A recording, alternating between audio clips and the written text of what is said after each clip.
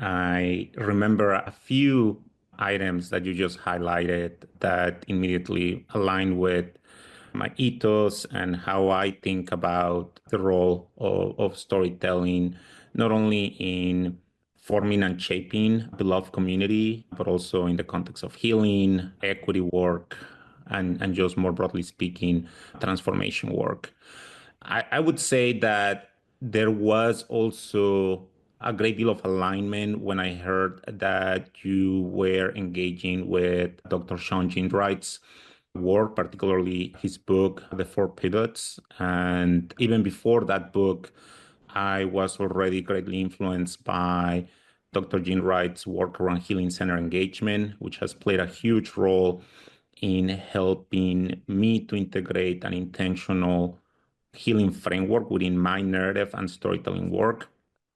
I remember us having a lot of conversations, to your point, Robin, not only about what it means to engage in storytelling as an outcome, as a product, right? A story that you tell, but the importance of creating a holding space where the process through which we craft the stories is intentional, is relational, is inviting us to see ourselves and each other. The process itself, it's healing. It's not just telling stories about health equity, but how do we actually find equitable relationship building? How do we find healing within ourselves and each other as we craft those stories?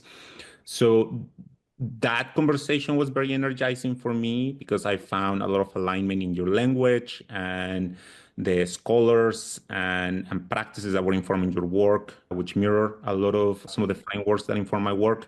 And I would say, lastly, just with you and Crystal, as we engage in that initial conversation, for me, it was also important to see that there was a resonance around not just talking about storytelling as a skill, which certainly it is. You can cultivate storytelling as a skill, but what does it mean for us to engage with storytelling as an embodied practice? In other words, how do we honor each other as storytellers?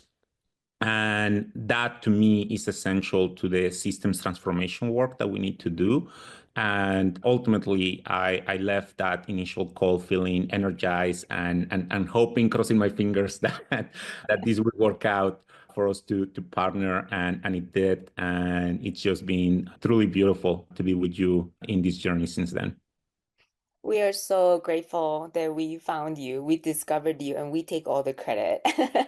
And I personally have become your disciple in learning and training how to be a collaborative and community-centered storyteller. Tell us, Louise, what connection do you see there is between health equity work? Because we're really talking about health equity in the end now, between health equity work, community engaged research, and storytelling. Yeah, certainly. And I'm going to give you a more personal micro answer, and Sure. then I'll expand and I'll talk more from a macro and meta perspective systematically. I think the first thing that I want to offer is that I fundamentally believe that our well-being as individuals, as a Mhm. society, as communities, is directly interconnected with the stories that surround us. And by extension, I would say the stories that live within us. So, to give you a very micro example, I came into this world. I'm from 1987, March 28th, at around 1:30 a.m. And when I came to this world, right, almost 38 years ago, I came to this world, right, in Tenochtitlan, today known as Mexico City, with a mother who I dearly love and dearly loves me, with a grandmother. And a couple months later, about a year and 8 months later, my two younger sisters joined me. And that was my upbringing, right? My mother, my grandmother, and my two sisters. Growing up, the stories that I knew were stories that affirmed me. I felt loved. I felt cared for. I felt meaning. I felt connected. I spent a lot of time with my grandmother drawing and learning how to express myself through, as someone that was a bit more introverted, I found a great deal of expression through the arts. Mm. In my sisters, I found not only a sense of friendship, but also responsibility and wonder. And in my mom, I found, and to this day, I continue to find tremendous guidance and wisdom and a friend. And as I grew up, I began to encounter other stories as I began to reckon with my sexuality as someone that's queer and bisexual. I began to encounter narratives that told me that I was wrong, to the point where I did not actually come out to my family, to my mom, to my sisters, those same people that make me feel so loved and affirmed. I did not come out to them until my mid 20s. I began to encounter narratives about my mestizaje, right? Or this idea of being mestizo, the explanation, the story that we give to why is it that I speak the way I speak? Why do I speak Spanish and not Nahuatl?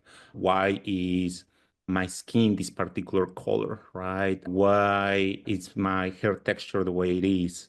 I began to encounter narratives also about how I should relate to others or not. And eventually, when I was 14 years old and I moved to this country and I had to deal with other racial narratives, I had to deal with immigrant narratives, I had to navigate and continue to navigate this political landscape as an undocumented immigrant. I kept encountering stories. Now, why do I start with this?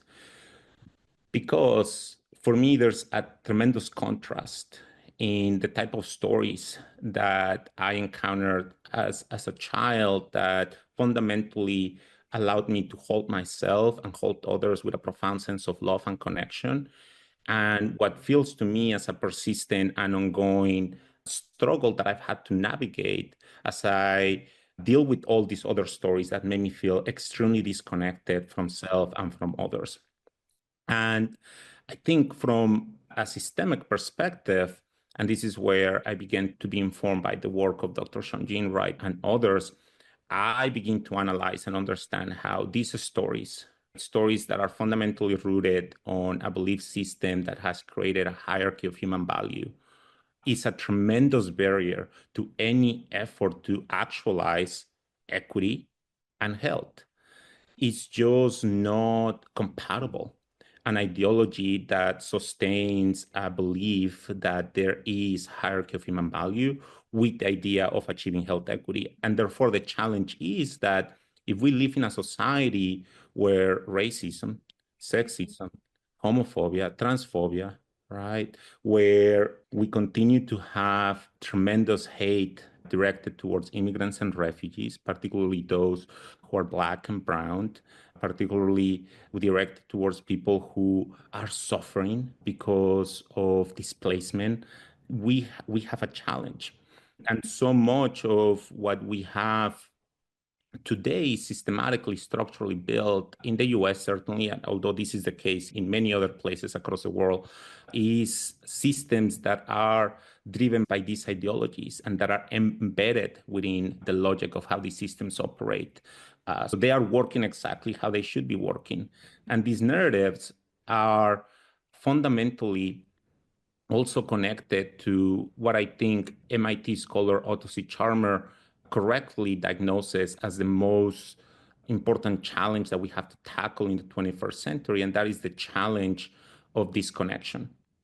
And from that perspective, I think there are three big narratives that we need to counter and tackle if we are to address issues of health equity. He characterizes them in the following way. He talks about the challenge of ecological separation, social separation, and spiritual separation or disconnection. The first one is this idea that we as human beings are separate from nature, right? This is the narrative that tells us that we are here to exploit nature and that's just the way it is. The second narrative, social separation, is this idea that there is a we and there is a them. And this is what scholar John A. Powell also refers to as the challenge of othering, right? We other people. This is returning to this idea of a hierarchy of human value. And last but not least, this idea of spiritual separation is the idea of how do I separate myself from myself. So those narratives that tell me I'm wrong, I don't belong in myself, I'm broken, right? So this is where we can talk about this crisis in loneliness, right? That oftentimes gets cited now in all kinds of different articles. We can talk about this complete sense of isolation, of suffering, and even diagnosing trauma or sickness through an individual lens instead of thinking about the collectivist nature and or systemic nature of why are these symptoms emerging. And if we have, I firmly believe this, if we have any hope, right, in addressing any of these isms, any of these issues of separation, I believe that we need narrative and storytelling to counter these narratives. And I'll offer one more item before I close this particular reflection. I think countering these narratives is essential because we do have to name them and understand them and unpack them. And on the other end, we also need to generate new possibilities. And this is where, going Yes. back to Dr. Yes. Shamlin Rice's work, it's really important. His pivot around going from problem loving, right, or just naming problems, unpacking problems. So this is where my background as a researcher, as an educator, is a bias, right? Because I was taught to analyze problems first and foremost. Even in my early training around storytelling, I was taught to always help your audience understand the problem. That's fantastic. That is a type of storytelling tactic that we need, and it's also limiting because we need other paradigms and other forms of engaging with narrative that invite us to also create new ways of being. So this is where I'll close by just offering Liam Bell's, an educator scholar from Columbia University, who created something called the storytelling project model. And in it, she names four types of narratives that are part of what I refer to as our narrative ecosystem. She calls our attention to the stock narrative, which is the dominant story. I already spent time unpacking that right now, hierarchy of human value. Concealed stories.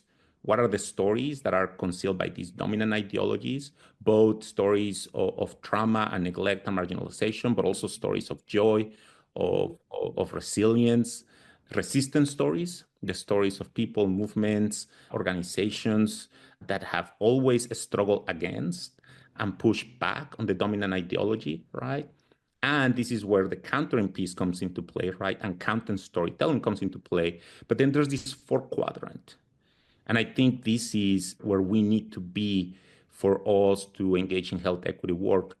Liam Bell refers to this as the emergent or transforming stories space. Mm, And this is where we need to focus our attention, I believe, not to ignore the concealed and resistant stories or to counter and name and unpack the stock, but we need to critically analyze ourselves and our efforts and our work as organizations and practitioners and researchers and ask ourselves how much time are we actually spending in the paradigm shifting practice of mm, proposing new possibilities and new ways of being. If we are going to achieve health equity, we need emergent and transforming stories that help us visualize, imagine, and believe in the possibility of health equity.